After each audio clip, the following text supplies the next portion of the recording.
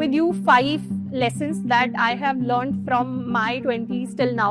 So hopefully आप में से कुछ को वो जो चीजें हैं वो हेल्प कर रही होंगी. So it's very very very important to be resilient. जब failures आते हैं तो उनको देख के घबरा नहीं जाना, उनको देख के ये नहीं हो जाना कि यार अब तो सब खत्म हो गया, अब तो I can't do anything. The most important years of college are actually the first and second year of college, जिस पर हमें सबसे ज्यादा करियर के ऊपर फोकस करना चाहिए. एंड हम चाहे हमने किसी भी लेवल से क्यों ना स्टार्ट किया हो, हम जितना भी वर्क पुट इन करते हैं अपनी लाइफ के ऊपर, अपनी करियर के ऊपर, इनफैक्ट लाइफ के हर एक एस्पेक्ट के अंदर, that has the power to change our destiny. क्योंकि इवेंचुअली AI आए, कुछ भी आए, जो इंडस्ट्री के टॉप 20% लोग होते हैं वो हमेशा रहेंगे ही रेलेवेंट, उनके पास हमेशा अपॉर्चुनिटीज होंगी.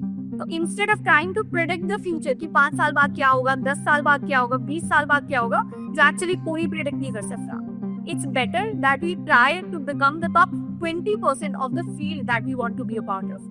The 20s are to be like Alexander. The 20s are to work on ourselves. The 20s are to build our career for ourselves. This was an E-Summit event, तो मैंने सोचा what should I talk about? तो I'll share with you 5 lessons that I have learned from my 20s till now. So hopefully आप में से कुछ को वो जो चीजें हैं वो हेल्प कर रही होंगी. सबसे पहली चीज is, so I'll start with a story which happened in real life. So my father-in-law, 10 years ago, he was very interested in palmistry, which is basically हाथों की जो हम रेखाएं पढ़ते हैं. तो जिसको नहीं पता, 2 तरीके की हाथों में कुछ रेखाएं होती हैं, एक भाग्य रेखा होती है, एक कर्म रेखा होती है. तो one basically tells what is your destiny, what is your luck. The other tells us कि हम क्या काम कर रहे हैं और उससे हमारी लाइफ कैसी होने वाली है. तो जनरली palmistry में ये होता है that you can find out your destiny by looking at your palms and figuring out what the lines mean. तो मेरे फादर इन लॉ को काफी इंटरेस्ट आया और वो बहुत सारी किताबें 10 साल पहले लेके आए इस चीज से related, and he red a lot about it. मतलब काफी सारी किताबें उन्होंने छान मारी, एंड उसके बाद फाइनली वो एक सुप्रीम palmistry की किताब लेके आए, which is kind of the एरोडोफ of palmistry. And he read the entire book, मतलब कुछ 400-500 पेजेस उन्होंने पढ़े टाइम लगाकर, एंड पूरा उसको डिटेल में पढ़ा. इस लाइन का क्या मतलब है, इस लाइन का क्या मतलब है, ये हुआ तो क्या मतलब है, पूरा उन्होंने देख लिया कि ठीक है डेस्टिनी को कैसे चेक करते हैं, एक व्यक्ति का फ्यूचर कैसे प्रेडिक्ट कर सकते हैं. एंड उस बुक के लास्ट पे, जिस लास्ट पेज पे देयर वाज अ मैसेज कि हमारे जो कर्म होते हैं वो हमारी भाग्य रेखाओं को चेंज कर सकते हैं. So this was a message that he shared with me, and I found it to be so powerful that even though like even in our traditional education, even in the ancient text जहाँ पे भाग्य की, जहाँ पे कर्म की बात होती है, वहाँ पे भी the summary is that आपका चाहे कोई भी डेस्टिनी हो, आपको चाहे कितनी भी लकी हैं या फिर हम चाहे कितनी भी अनलकी हैं, इवेंचुअली हम जो हार्ड वर्क पुट इन करते हैं, इवेंचुअली हमारे जो कर्म होते हैं, हमारा जो वर्क होता है, that has the power to change our destiny. And that is something that is I think the first lesson that we should learn in our 20s. क्योंकि कई बार हमें फील हो सकता है that we are not lucky enough. मतलब definitely there is a big role of luck in life. वो हम सबको ऑलरेडी पता होगा. कोई व्यक्ति है जो शायद अफ्रीका के किसी एक गांव के अंदर पैदा हुआ है वर्सेस यूएस के अंदर किसी रिच इन्फ्लुएंशियल फैमिली के अंदर कोई पैदा होता है. There is definitely a difference in luck. But even if a person is from an influential family and they decide to not work for it, then there is a downfall that is going to come. So hard work का बहुत ज्यादा importance होता है जब भी हम अपनी life को लीड कर रहे होते हैं, एंड हम चाहे हमने किसी भी लेवल से क्यों ना स्टार्ट किया हो, हम जितना भी वर्क पुट इन करते हैं अपनी लाइफ के ऊपर, अपनी करियर के ऊपर, इनफैक्ट लाइफ के हर एक एस्पेक्ट के अंदर, that has the power to change our destiny. So that is the first lesson that I wanted to share. The second lesson is regarding spark. It's regarding ambition. Basically, there is a story जो recently मैंने पढ़ी थी. It was about Alexander the Great and Diogenes. Basically, Alexander the Great हमें पता होगा, he was one of the greatest conquerors of his time. Before the age of 30, उन्होंने almost world के बहुत एरिया को conquer कर दिया था. And he was like one of the most powerful leaders. He was very fierce. He was a very ambitious man basically. And एक reason को conquer करते हुए अलेक्जेंडर द ग्रेट देखते हैं कि मुझे सम्मानित करने के लिए बहुत सारे लोग यहाँ पे आए हैं, पर उन्हें कोई बताता है कि एक फिलोसोफर है जो नहीं आया, एक फिलोसोफर था उस टाउन के अंदर, उस शहर के अंदर, जिसका नाम था डायोजनिस। तो डायोजनिस ऐसा फिलोसोफर था जो मानता था कि मेरे पास अगर कुछ भी नहीं है ना, तो भी आई एम कंटेंट, तो भी आई एम एट पीस, मुझे कुछ चाहिए नहीं, I am already happy, I am already content. In fact Diogenes ऐसा व्यक्ति था जिसके पास से एक कप होता था पानी पीने के लिए, बस वो कहता था बस मुझे यही चाहिए, मुझे कुछ और नहीं चाहिए। उसने एक दिन एक बच्चे को देखा कि वो हाथ से ही पानी पी रहा है, तो उसके बाद उसने सोचा ये कप भी यूजलेस है, मुझे इसकी भी जरूरत नहीं है। तो इतना उसको मटीरियलिज्म से दूर रहना था, इतना वो कंटेंट था कि मुझे कोई भी लाइफ की मटीरियलिस्टिक चीज नहीं चाहिए। तो अलेक्जेंडर जब सुनते हैं कि अच्छा डायोजनिस नहीं आया मुझसे मिलने, तो he decides to go to Diogenes and वो देखता है, जाता है, डायोजनिस क्या कर रहा होता है, एक पार्क में बैठ के धूप सेक रहा होता है। तो अलेक्जेंडर जाके बताता है कि I M Alexander the great. तो डायोजनिस बताता है आई एम डायोजनिस। तो उसका ये एटीट्यूड देख के अलेक्जेंडर बहुत इंप्रेस्ड होता है कि ये कैसा व्यक्ति है जो मेरे जैसे इतने बड़े कॉन्करर के सामने इस तरीके से कंटेंट होके, इस तरीके से नॉर्मली बैठा है, मुझे प्रेज भी नहीं कर रहा। तो अलेक्जेंडर कहता है कि मैं अलेक्जेंडर द ग्रेट हूँ, मुझे बताओ तुम्हें क्या चाहिए, tell me something that you want, tell me what I can do for you. तो डायोजनिस कहता है कि ये थोड़ी सी आप मेरी धूप रोक रहे हो, थोड़ा सा आप साइड हट जाओ। सो that was his one and only demand from Alexander. तो अलेक्जेंडर सोचता है कि ये कैसा व्यक्ति है जिसके पास कुछ है भी नहीं, फिर भी ये इतना कंटेंट होके, इतना हैप्पी होके घूम रहा है। तो पूछता है कि don't you want anything from me, I am the greatest conqueror, तुम्हें कुछ चाहिए नहीं मुझसे। तो डायोजनिस कहता है मुझे कुछ चाहिए नहीं, तुमने ग्रेटेस्ट कॉन्करर होके क्या उखाड़ लिया। तो अलेक्जेंडर कहता है मैंने इतने एरियाज को कॉन्कर किया है, मैं पूरे वर्ल्ड को कॉन्कर कर लूंगा एंड उसके बाद I will be at peace, तो ये मेरा एम्बिशन है। तो डायोजनिस कहता है पर मैं तो I am already at peace, तो I have already reached that stage where you want to go. तो इसको सुन के अलेक्जेंडर इतना इंप्रेस होता है that he says something which is if I was not Alexander I would like to be Diogenes. अब इस चीज से हमें दो मैसेजेस मिलते हैं। सबसे पहला ये मैसेज मिलता है कि हर व्यक्ति डिफरेंट होता है, innately every person is different. कुछ ऐसे लोग होते हैं जो आउटर सक्सेस को सक्सेस मानते हैं, कुछ ऐसे लोग होते हैं जो इनर खुद को विन करने को सक्सेस मानते हैं, एंड हर किसी का अपना एक एटीट्यूड हो सकता है। Both are correct in their own place. पर मैं इससे जो मैसेज डिराइव करती हूँ, दैट मैसेज बेसिकली इज कि Alexander said if I was not Alexander I would like to be Diogenes. इसमें जो फर्स्ट पार्ट है that is more inspirational for me, कि हम में से कुछ लोग इनेटली इतने एम्बिशियस होते हैं कि we can not control that, even though we also want to be like other people where we maybe are not that ambitious, we can be at peace, but some of us have that drive कि हम कुछ करना चाहते हैं, हम कुछ extraordinary करना चाहते हैं, we want to be at the top, and a lot of people are ambitious like that. And I'm imagining, because I'm in IIT right now, I'm imagining that a lot of you are like that who are sitting in the audience right now.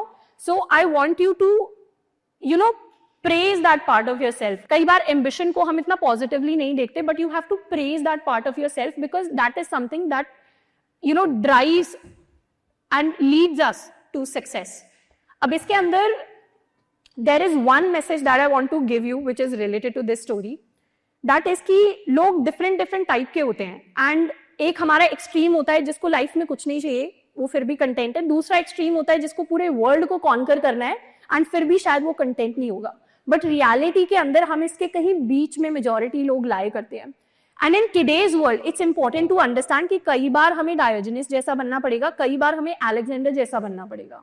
So there are different phases in life. We short term के अंदर अगर हम सोचे कि हम दोनों को balance कर लें, हम एम्बिशन भी हम पूरे टॉप 1% का रख लें, टॉप 0.1% का रख लें, और साथ में we are feeling content, we are feeling at peace, we have work life balance, we have everything, तो इस तरीके से लाइफ नहीं चलती, स्पेशली शॉर्ट टर्म के अंदर। तो हमारी जो 20s हैं, the 20s are to be like Alexander, the 20s are to work on ourselves, the 20s are to build our career for ourselves. And अगर लॉन्ग टर्म के अंदर लाइफ में देखेंगे तो definitely when you are in your 40s, when you are in your 50s, when you are in your 60s, you can be like Diogenes, because कोई भी राजा अगर जाके कॉन्कर भी करेगा तो एक पॉइंट के बाद ही और she is going to rest. तो इसीलिए इट्स इंपॉर्टेंट टू रिकॉग्नाइज कि हम लाइफ की अभी कौन सी स्टेज के अंदर हैं और हमें किस तरीके से अपना माइंडसेट रखना है, so that we are able to get the maximum out of life. So this was the second lesson. The third lesson is about resilience. So I thought कि I'm coming to IIT Kanpur. Majority of you, in fact, all of you have come here after JEE advanced, after JEE mains, after बढ़िया सी पढ़ाई करके हम आए हैं IIT के अंदर. And most of us are feeling like winners, and we are winners. You should congratulate yourself. But the problem is that sometimes when बचपन से हमें feed किया जाता है that yes, I'm a winner, I'm a winner, तो there are points in your life which you will encounter in your career जहाँ पे you're sometimes going to fail, you're sometimes going to face setbacks, जो हर किसी की life में आएंगे. कोई कहीं से भी आया है, हर किसी को कुछ ना कुछ फेलियर्स देखने को मिलेंगे, हर किसी को कुछ ना कुछ सेटबैक्स देखने को मिलेंगे. So it's very very very important to be resilient. जब फेलियर्स आते हैं तो उनको देख के घबरा नहीं जाना, उनको देख के ये नहीं हो जाना कि यार अब तो सब खत्म हो गया, अब तो आई कांट डू एनीथिंग, या फिर ओ आई वाज अ परफेक्शनिस्ट बचपन से but now this is a mistake that I have done so maybe I am not that good anymore. तो कभी भी फेलियर्स आएंगे जो 100% आने ही आने हैं किसी ना किसी पॉइंट पे लाइफ के, तो वहां पे हताश नहीं होना है. मैं आपको एडवांस में बता रही हूँ, आप जब इंडस्ट्री के अंदर जाओगे तब आप मे बी रिलेट कर पाओगे. तो काफी चीजें हैं life, even outside of education, even outside of the entire IIT circle, काफी चीजें हैं लाइफ के अंदर जो हमें पता चलेंगी once we graduate from college. And वहां पर इट्स रियली इंपॉर्टेंट कि हम एक रेजिलिएंट माइंडसेट लेकर चलें कि कभी भी कोई इशू आता है, कभी भी कोई फेलियर आता है, कभी भी कोई प्रॉब्लम आती है, we are not alone. Everybody else is also facing problems and we can also overcome it. अगर कोई भी failure आ रहा है तो it's important कि failure आए तो हमें बहुत टाइम तक नीचे नीचे नीचे नहीं रहना है, हमें दोबारा जल्दी से उठ के आना है so that we are able to overcome it. So remember that when you go out and build something in your career. The fourth important lesson that I wanted to share was the importance of starting early. ये बहुत important चीज है जिसको हम कई बार down play कर जाते हैं, जिसकी इंपॉर्टेंस हमें समझ में नहीं आती. जैसे कई बार I have seen students exploring college in their first year, in their second year, and उसके बाद थर्ड ईयर में जाके हमें हिट होता है ओ ठीक है अब प्लेसमेंट के लिए कंपनीज आ रही हैं, अब हमारे बैचमेट्स भी जो हमें पूछ रहे थे कल को कि क्या पढ़ना है प्लेसमेंट के अंदर, वो उनकी इंटर्नशिप्स लगनी स्टार्ट हो गई हैं थर्ड ईयर के अंदर. And generally third year is the time जब मेजॉरिटी कॉलेजेस के अंदर एक स्टूडेंट में वो एंजाइटी किक इन होनी स्टार्ट होती है कि ठीक है everybody was actually preparing for placements, everybody has actually done something in the summer vacations, और शायद मेरा उतना अच्छा प्रिपरेशन नहीं हुआ, या फिर मैं तो रैंक ओपनर था पर दूसरा कोई था जो रैंक ओपनर नहीं था पर उसने आगे जाके चीजें कर दी. तो बहुत इस तरीके की सिचुएशंस होती हैं ऑलमोस्ट हर एक स्टूडेंट्स के साथ, एंड इनफैक्ट हर कॉलेज में होती हैं. तो मेजॉरिटी लोगों को जो प्लेसमेंट का या जो करियर का किक इन होता है, एक्चुअली सीरियस किक इन कि now I have a limited time और अब इस टाइम में मैं बेस्ट क्या कर सकता हूँ, now what should I do, ये चीज हमें मेजॉरिटी को थर्ड ईयर के अंदर किक इन होती है, एंड फिर कुछ स्मॉल मेजॉरिटी रह जाती है उसको फोर्थ ईयर के अंदर किक इन होती है. और ये तब किक इन होती है जब हम अपने आसपास वालों को सक्सीड होते हुए देखने लगते हैं. Now what I want to say to you is, क्योंकि यहाँ पे majority first second year students हैं, the most important years of college are actually the first and second year of college, जिस पर हमें सबसे ज्यादा करियर के ऊपर फोकस करना चाहिए. Now this is a kind of opposite from हमारी कंटेम्प्रेरी एडवाइस होती है कि एक साल एक्सप्लोर करने में निकालना है, दूसरे साल में अपनी कोई फील्ड पिक करनी है, उसके बाद थर्ड ईयर में जाके you can learn about things, then you will do an internship, then in fourth year we'll get a placement. But we are in India right now, and India के अंदर if you are not ready to put in the hard work, there are 50 people behind you who are ready to put in more hard work as compared to you. So एक तो हमें ये mindset बनाना पड़ेगा कि we are not in an already developed economy, we are somewhere where the competition is really high. अब I don't want to give you more anxiety about it, but the main message is college के जो initial 2 साल होते हैं वो सबसे ज्यादा important होते हैं, क्योंकि लाइफ के अंदर, करियर के अंदर एक कंपाउंडिंग इफेक्ट है जो वर्क करता है.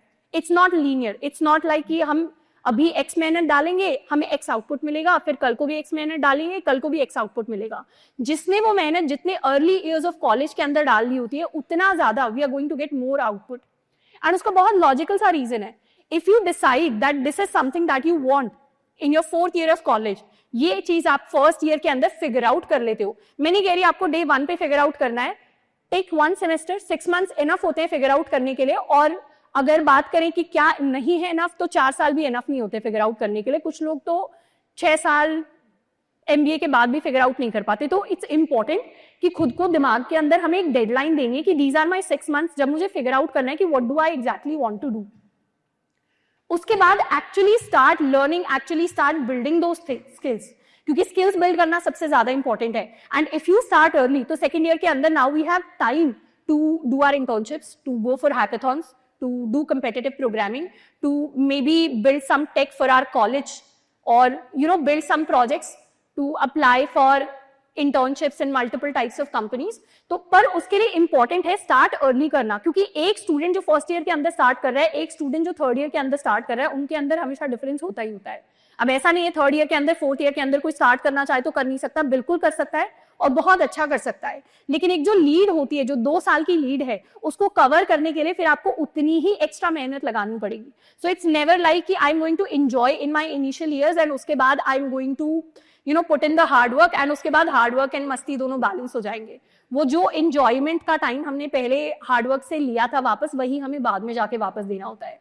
तो it's very important that if your target is, I'm just taking an example of placement, आपका कोई भी टारगेट हो सकता है फोर्थ ईयर के बाद या अपने करियर के अंदर जाकर या थर्ड ईयर के अंदर, बट लेट्स सपोज आपको प्लेसमेंट्स के लिए प्रिपरेशन करनी है, then you should start in your first year itself.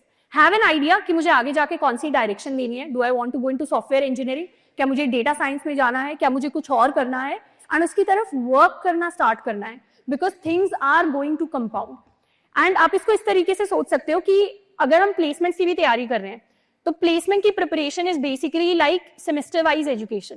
First semester DSA, second semester development, third semester if you have time do AIML, fourth semester work on your communications. तो ठीक है, college के हमारे semesters चलते रहेंगे, college के अंदर पढ़ाई चलती रहेगी, 5 सब्जेक्ट आएंगे. फर्स्ट ईयर के अंदर आप बहुत अच्छे नोट्स बनाओगे. मैंने भी बनाए थे कॉलेज का. I was the first bencher. I use to sit alone on the first bench in every single class of college, and I used to make notes of all the classes. But fourth year तक आते आते you're not going to remember the names of subjects that you studied in college after your exam, because the focus will be somewhere else. Third fourth year के अंदर focus will be just on placements. तो आप पहले से ही वो mindset बना लो कि आगे जाके मेरा अगर इवेंचुअली उसी चीज पे फोकस होने वाला है, तो क्यों ना मैं भी अपने इनिशियल जो मेरे सबसे प्रोडक्टिव ईयर्स हैं उनको 4 सेमेस्टर्स के अंदर डिवाइड कर दूं, और अपनी सेमेस्टर वाइज जो मेरा एक सेमेस्टर जो कॉलेज के अंदर में 5-6 सब्जेक्ट पढ़ता था, एटलीस्ट अपनी प्लेसमेंट के लिए जो एक्चुअली मुझे कुछ फ्रूटफुल रिजल्ट देगा लास्ट में जाकर, उसके लिए मैं एक सब्जेक्ट पढ़ लूं अच्छे से. So that is how you should structure things.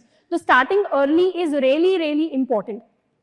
अब once again I am definitely not saying कि अगर आपको लग रहा है कि ठीक है मेरे 2 साल मैंने जो किया वो किया, सोसाइटीज के अंदर में था, पर थर्ड फोर्थ ईयर के अंदर आई वांट टू डिसाइड, तो आप कर नहीं सकते. आप बिल्कुल कर सकते हो. 2 साल का टाइम भी इनफ टाइम होता है, and there are a lot of great opportunities out there.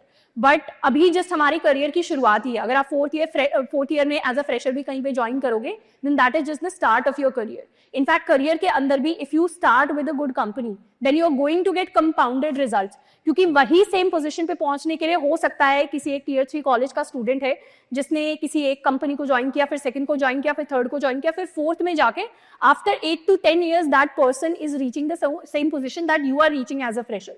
तो वो एक एडेड एडवांटेज है आपके पास, और आपको उसका फायदा जरूर लेना चाहिए. ठीक है. सो this was the 4th lesson, which is starting early. And the 5th lesson, which is the most important lesson, I think this is the most important lesson as compared to others, is the importance of environment.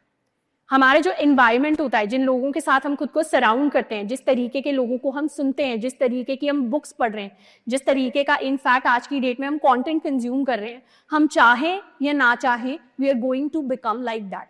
सो इसीलिए we have to be very mindful about what kind of environment do we have around us. अब there was a study जो हुई थी, there is some study which was done for parenting, कि अगर सबसे successful बच्चे कहीं से निकालने हैं तो कौन सा सबसे ज्यादा फैक्टर है जो मैटर करता है for the success of children, for the success of kids. क्या उनके पेरेंट्स की एजुकेशन मैटर करती है, क्या उनके पेरेंट्स की इनकम मैटर करती है, क्या उनका स्कूल मैटर करता है, क्या उनका कॉलेज मैटर करता है. तो इस तरीके की काफी बड़ी स्टडी हुई थी, एंड उसमें they figured out that the most important factor that mattered was the kind of neighbourhood that the kids had. Neighbourhood is one of the most important predictors of success of a kid in future. तो neighbourhood is basically environment जहाँ पे एक बच्चा है तो उसको examples दिख रहे हैं, उसको अपने आसपास आइडियल्स दिख रहे हैं कि हाँ लाइफ के अंदर ये भी किया जा सकता है, वो भी किया जा सकता है। अगर एक नेबरहुड के अंदर ज्यादा लोग हैं जो अपनी बैचलर्स डिग्री कंप्लीट कर रहे हैं, जो अपनी मास्टर्स डिग्री कर रहे हैं आगे जाकर, then that kid, even though हो सकता है उनके पेरेंट्स ने कि उतनी कोई हाई क्वालिफिकेशंस नहीं है, पर फिर भी वो बच्चा क्या करेगा, एजुकेशन की तरफ ज्यादा इंक्लाइंड होगा। सो दिस वाज द स्टडी। तो इसीलिए बहुत माइंडफुल होना है कि हम खुद को कैसे एनवायरनमेंट से सराउंड कर सकते हैं। बट इसमें ये जरूर याद रखना है कि हम में से जरूरी नहीं है कि हर कोई बहुत अच्छे एनवायरनमेंट से आए। मतलब I think majority of you are maybe coming from small towns, maybe coming from villages, maybe coming from places where your neighborhood might not be that good. तो at least अभी हमारे पास, जब हम एक अच्छी जगह आकर पढ़ रहे हैं, एक अच्छे कॉलेज के अंदर आकर पढ़ रहे हैं, we are surrounded with other competitive people जिनसे हम बहुत कुछ सीख सकते हैं, उसको अप्लाई कर सकते हैं, एटलीस्ट अब हम उसका बेनिफिट उठा सकते हैं। बट डेफिनेटली अगर आपका एनवायरनमेंट अच्छा नहीं है तो ऐसा नहीं है you have to lose hope. मतलब I come from a village in Haryana and वहां पे I can tell you that there was nobody who was doing engineering. In fact मेरे घर के सामने वाले घर पे देयर वर 4 daughters जिनकी चाइल्ड मैरिज हुई थी before the age of 18। So that was the kind of environment that I grew up in. In fact आज भी मेरे काफी सारे कजन्स हैं जिनके parents they are not willing to send their daughters to go for tuition और for coaching classes. So that is the kind of environment that I was in. But that doesn't mean कि that is going to stop us. Even though चाहे college के अंदर भी आपको लगता है मेरा उतना अच्छा फ्रेंड सर्कल नहीं बन पा रहा, पर फिर भी आप कुछ ना कुछ निकाल सकते हो। जैसे what I did was 8th class के अंदर मैं आपको बताऊं तो 8th क्लास में I became not 7th class के अंदर I became the topper of my class. तो मैं स्कूल के अंदर जाती थी एंड वहां पे हमारे टाइम पे we had CGPA system, I don't know what you guys had. तो 7th क्लास में I got 10 CGPA and I was the only one in class and I was so happy. मुझे लगा अरे यार मुझसे भी हो सकता है। तो उसके बाद मैंने सोचा अब तो पढ़ाई ही करनी है, अब तो हर साल यही करना है, because that 10 CGPA was one of the turning points of my life. अब आपको लग सकता है एज अ कॉलेज स्टूडेंट कितनी छोटी सी बात है, 7th क्लास के अंदर 10 CGPA तो हर कोई लेके आ सकता है, मेरे भी तो आए थे। पर उस पॉइंट पे from the kind of environment that I was coming from, that was a very big source of motivation for me. And उसके बाद 8th में, 9th में, 10th में, 11th में, 12th में I ended up topping my class because वो motivation बहुत ज्यादा हाई था। Because when I was comparing it with the environment, with the neighbourhood that I had, तो मुझे ऐसा लगता था कि education was the only source जिससे मैं कुछ लाइफ के अंदर बेटर कर सकती हूँ।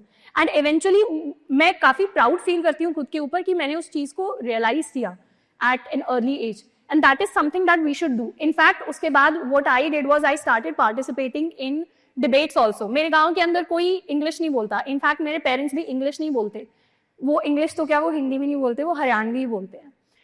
तो मैंने अपने पापा को बोला कि इंग्लिश न्यूज़पेपर लगाना है, तो मेरे पापा ने इंग्लिश न्यूज़पेपर लगवाया मेरे लिए। I started reading words, I started becoming better and better at it, and उसके बाद आई स्टार्टेड पार्टिसिपेटिंग इन डिबेट्स।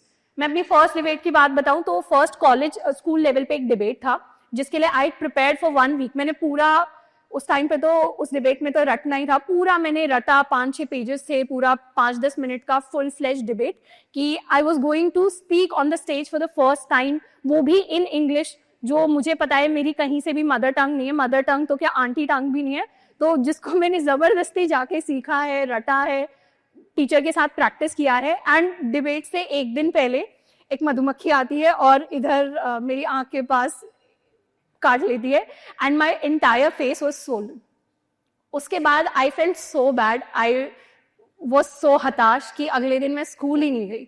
मैं सुबह उठती हूँ और अब मैं सोचती हूँ यार इतना मेहनत किया पर ये पूरा को पूरा वेस्ट हो गया, क्या फ़ायदा। एंड थैंकफुली उस दिन मेरी जो टीचर थी जिन्होंने प्रिपरेशन कराया था साथ में, my English teacher, she called my father and उन्होंने बोला कि नहीं नहीं उसने इतना प्रिपरेशन किया है तो उसको आना चाहिए, कोई बात नहीं, आप ऐसे हार नहीं माननी है। एंड फिर मेरे पापा ने भी मुझे थोड़ा मोटिवेट किया and after this conversation of about maybe half an hour 1 hour, मेरे पापा मुझे बाइक पे बिठा के स्कूल ले गए, आधा घंटा 45 मिनट्स दूर ड्राइव करके मैं पहुंची वहां पे स्कूल में। And with a full Solan face I gave my first debate and I one also.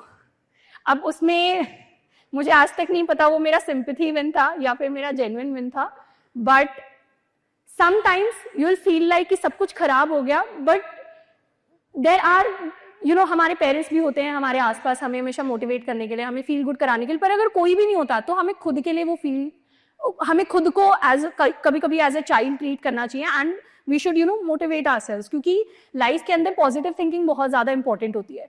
तो that day even though I was completely embarrassed, क्योंकि वो 9th क्लास थी और 9th क्लास के अंदर when you are a teenager and अपने fellow mates के सामने you are going with that swollen face and you're saying the debate, then it's a very bad feeling, that it's a very embarrassing feeling that you have. But when I won that debate, when I spoke in front of people, that gave me the confidence कि उसके बाद I applied for a lot of debates and eventually I ended up winning at state level in Delhi. But वो जो initial start होता है, वो जो initial एक चीज होता है कि ये मुझे करना है, ये एक लीप ऑफ फेथ है जो मुझे लेनी है, मुझे नहीं पता कि एंड रिजल्ट क्या होने वाला है, वो बहुत ज्यादा इंपॉर्टेंट होता है. तो I was talking about environment. तो रिलेशन बेसिकली ये है कि एनवायरमेंट हो सकता है आप में से कुछ स्टूडेंट्स वो ऐसे जिनका वैसा फ्रेंड सर्कल ना हो, जिनको सेम चीजें चाहिए. एनवायरमेंट हो सकता है कि हमारे घर के आसपास हमारा नेबरहुड वैसा नहीं है which is making us get inspired और do something great in life. But environment ऐसी चीज है जिसको आप फिगर आउट कर सकते हो, और एटलीस्ट अगर हमें अच्छा एनवायरमेंट नहीं मिल पा रहा तो हम खुद को बुरे एनवायरमेंट से प्रिवेंट कर सकते हैं. तो environment, the kind of people we surround ourselves with, the kind of thoughts we have, वो बहुत ज्यादा मैटर करते हैं कि लॉन्ग टर्म के अंदर हमारा एक तो किस तरीके का माइंडसेट बिल्ड होने वाला है एंड लॉन्ग टर्म के अंदर what actually are we going to achieve. Because जिस चीज से हम खुद को सराउंड करेंगे 24/7, that is going to matter a lot.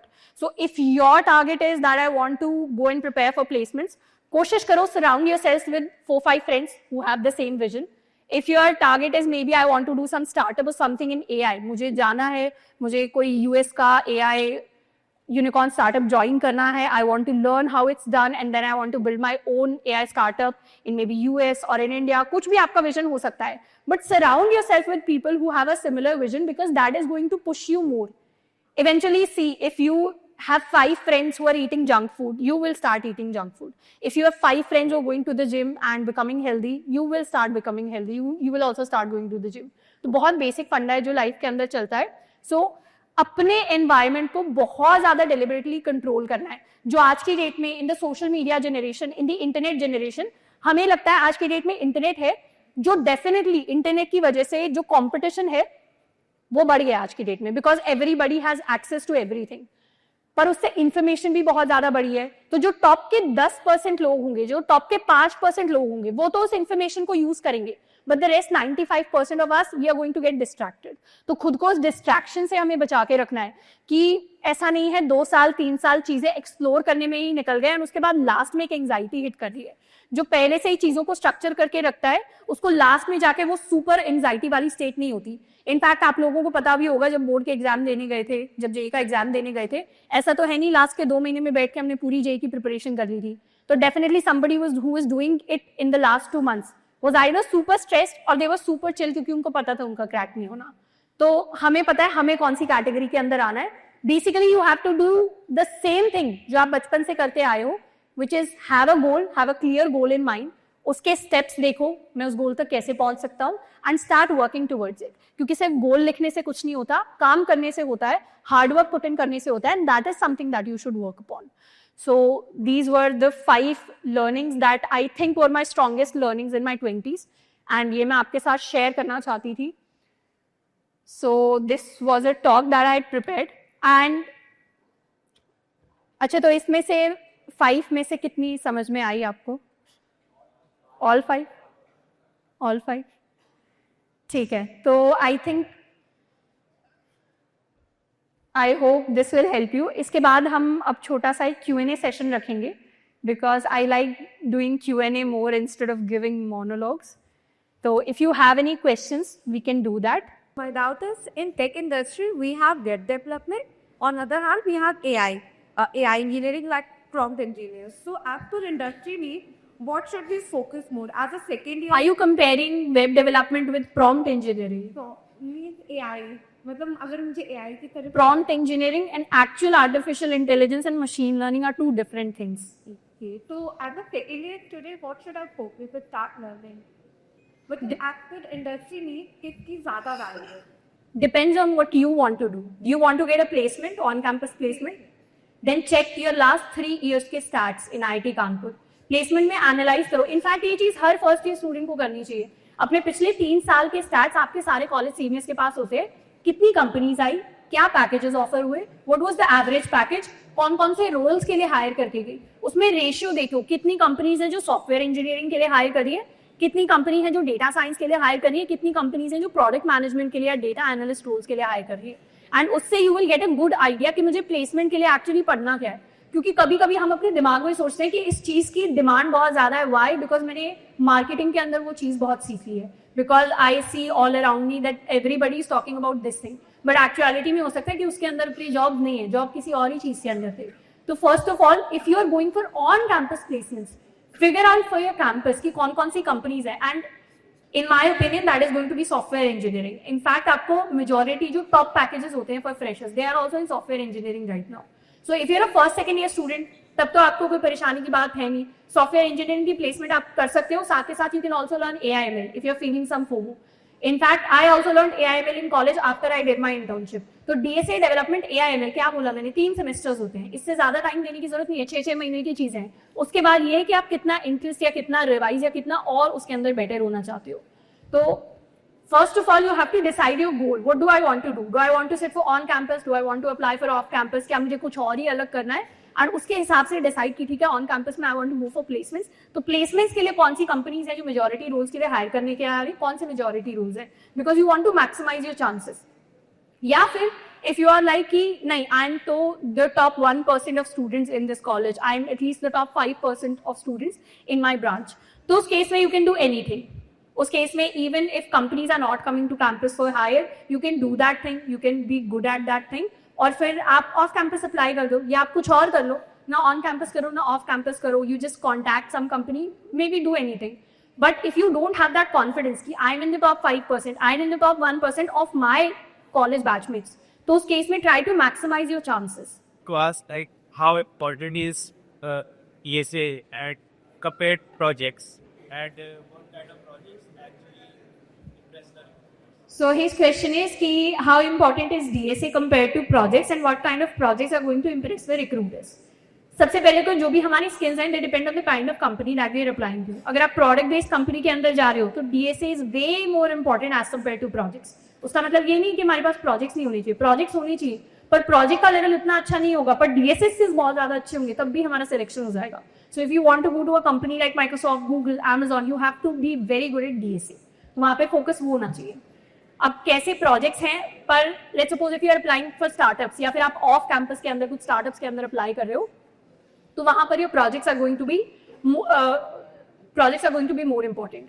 पर इंडिया के जो लेट्स सपोज टॉप टेक या फिनटेक स्टार्टअप्स हैं, जैसे जोमैटो हो गया, जैसे फोन पे हो गया, पेटीएम हो गया, इनके लिए DSA एंड डेवलपमेंट दोनों इंपॉर्टेंट है. क्योंकि स्टार्टअप इवेंचुअली जाके उसको काम आपसे डेवलपमेंट वाला ही कराना है, वो तो बैंक कंपनीज को भी कराना है, पर उनका ये होता है कि डेवलपमेंट हो सकता है आपने एक टेक स्टैक पे किया हो, जैसे I did my development with मॉन स्टैक, पर माइक्रोसॉफ्ट के अंदर जाके काम मैंने गोलैंग पे किया है, .NET पे किया है, तो those were different technologies that I work with. पर वो बेसिक्स आ गए कि डेवलपमेंट में चीजें किस तरीके से वर्क करती है, तो आप अपना टेक स्टैक शिफ्ट कर सकते हो. लेकिन जोमैटो जैसी कंपनी या फोन पे जैसी कंपनी, उनके पास मल्टीपल टेक स्टैक्स नहीं है, they have limited tech stacks, तो वो चाहेंगे कि उन्हीं टेक स्टैक से रिलेटेड आपने प्रोजेक्ट्स बनाए हो.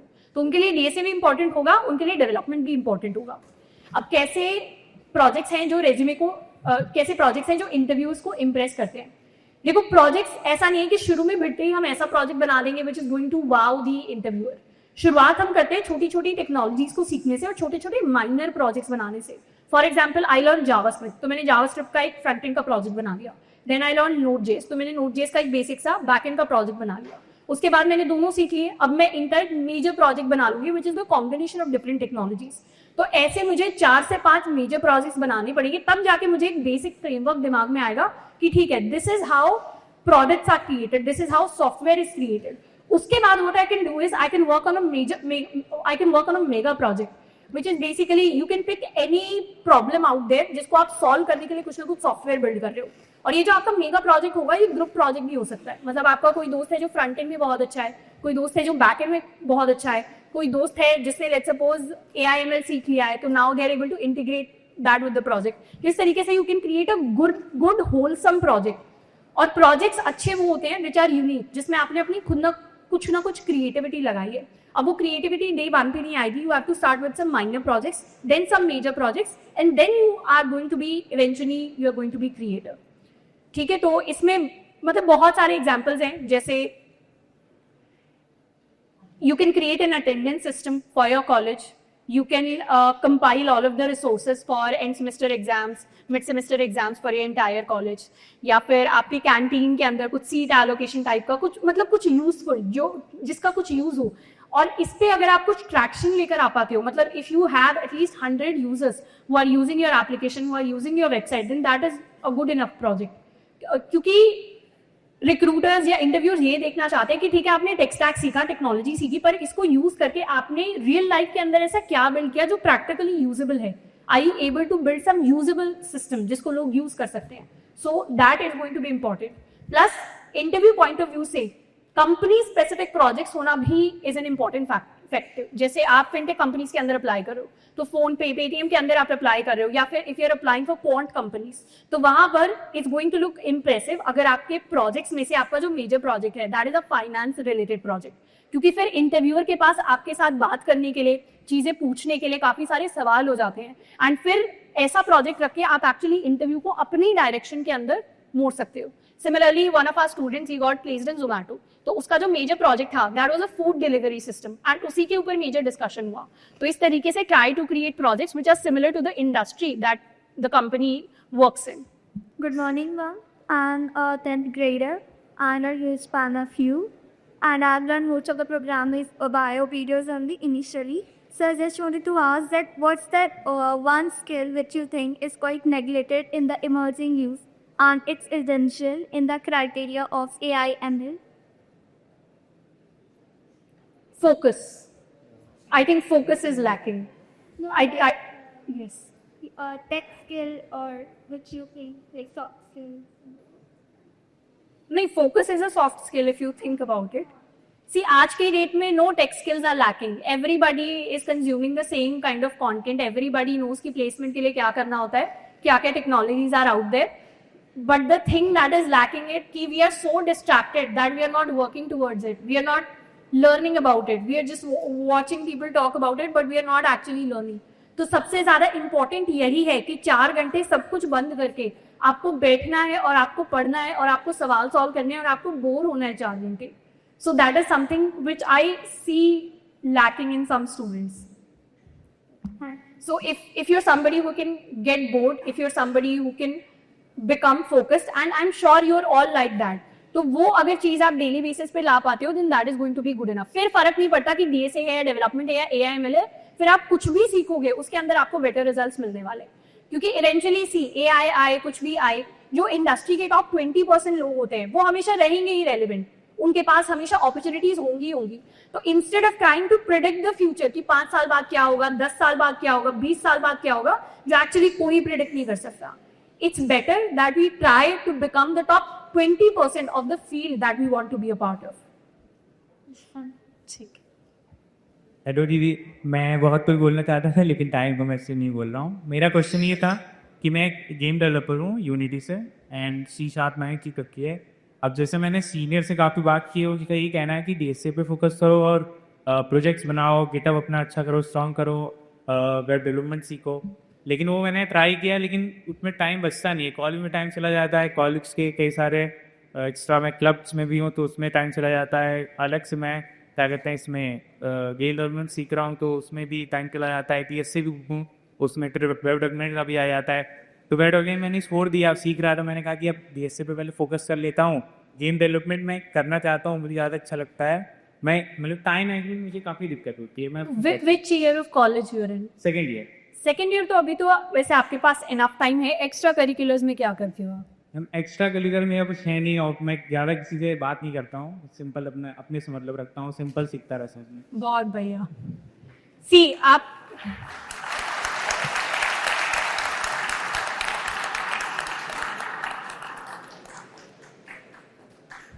society students will be saying I'm trying to turn everybody into a nerd.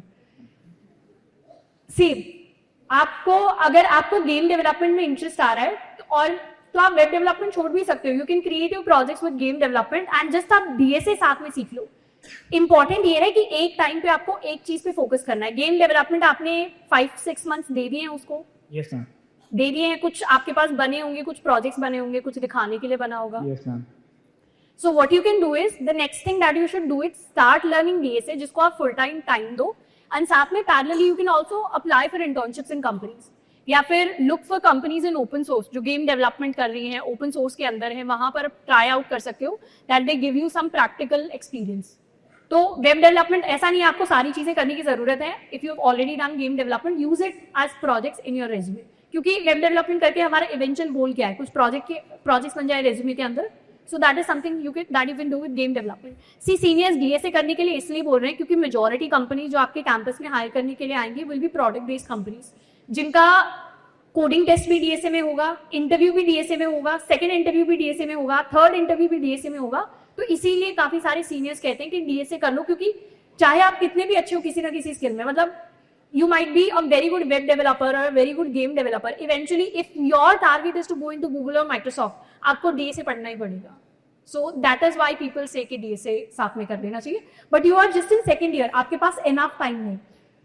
Game development पे ऑलरेडी टाइम स्पेंड कर चुके हो, उसकी और एडिशनल प्रैक्टिस के लिए एक तो अपने प्रोजेक्ट साइड बाय साइड बनाते रहो, वीकेंड्स पे टाइम दे दो, आपको फुल टाइम देने की जरूरत नहीं है. Plus apply for internships in that particular field, तो उससे और अच्छा हमारी प्रैक्टिस बनी रहती है. और side by side parallelly DSA को सीखने पे ध्यान दो. Thank you. Plus work on your communication skills too. मतलब मैं आपको नहीं कह रही कि आपके खराब है, बट इन जनरल मैं सबको कह रही हूँ, क्योंकि इंटरव्यूज के अंदर इंग्लिश कम्युनिकेशन स्किल्स मैटर करते हैं. I have seen some students जो काफी कॉम्पिटेंट हैं, पर क्योंकि वो इंग्लिश के अंदर उतना अच्छे से कन्वर्स नहीं कर पाए, they are getting rejected in certain companies. तो इसीलिए इट्स बेटर, लर्नेबल स्किल है, ऐसा कोई बहुत जीनियस आईक्यू तो लगता नहीं है इंग्लिश सीखने के अंदर. तो साथ साइड बाय साइड हम टाइम लगाकर सीख सकते हैं, तो वाई नॉट. मैं मेरा क्वेश्चन नहीं होता अनफॉलो कर लेता आपको. क्या? अगर मेरा क्वेश्चन नहीं होता अनफॉलो कर लेता है आपको. उससे फर्क नहीं पड़ता वैसे मुझे, पर ठीक है.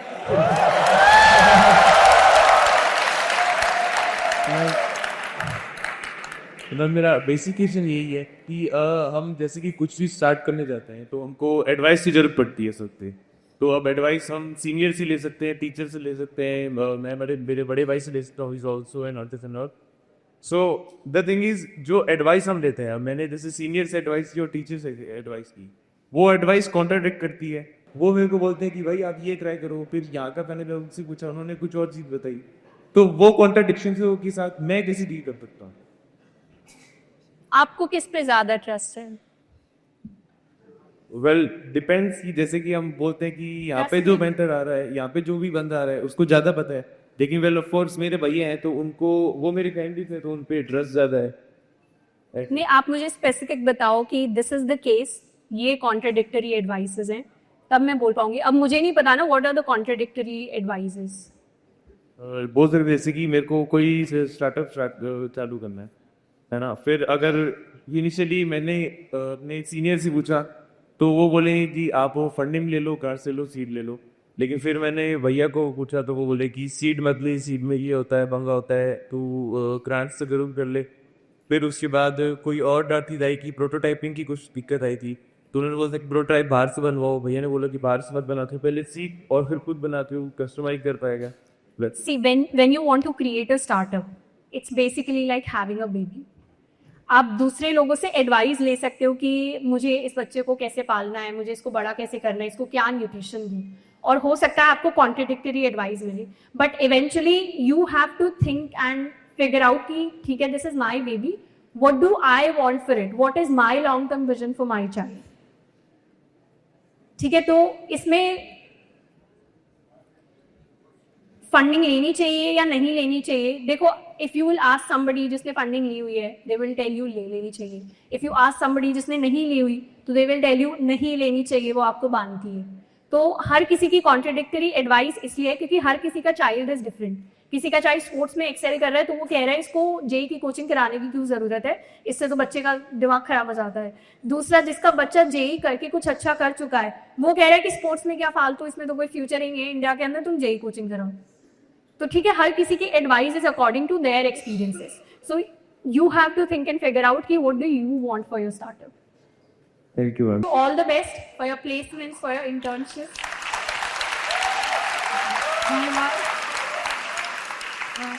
We would like to express our heartfelt gratitude to our esteemed guests for taking time out of their valuable schedule to be with us today.